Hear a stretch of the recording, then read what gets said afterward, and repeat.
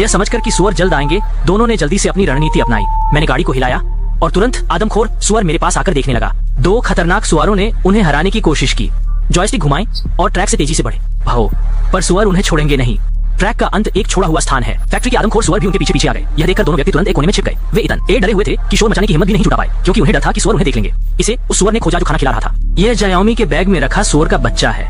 इसकी आवाज से आदमखोर सुअर सतर्क हो गए।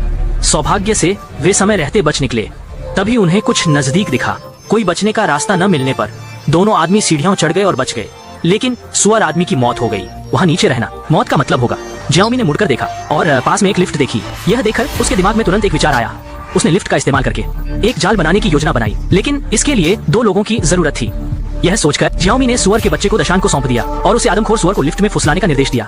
हालांकि यह विचार खतरनाक था, लेकिन दशान के पास जोखिम उठाने के अलावा कोई विकल्प नहीं था। वह पाइप से धीरे धीरे जमीन पर फिसला। बहुत जल्द आदमखोर सुअरों का ध्यान उसकी ओर खींचा गया। जब दशान ने देखा कि आदमखोर सुअर उसकी ओर बढ़ रहे हैं, तो उसने निर्णायक रूप से सुअरों के बच्चों को लिफ्ट में फेंक दिया और तुरंत एक तरफ हट गया। मैं सामने वाले से पहले छुटकारा चाहता हूँ। भूखे बच्चे के लिए तरसते हुए वह दृढ़ता से अंदर गया। दूसरे पक्ष को चारा लेते देखो। दशान ने जल्दी से गेट बंद कर दिया, जबकि जायोमी लिफ्ट से उतरने वाली पहली थी। स्विच के साथ लिफ्ट तेजी से नीचे आई।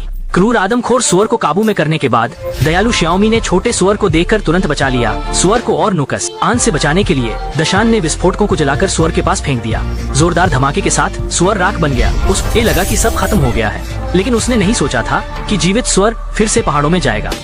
उसकी आंखें धीरे धीरे चमकने लगीं और उसके दिल में नफरत के बीज उगने लगे। उसे यकीन था कि डायनामाइट बूझने में ज्यादा समय नहीं लगेगा।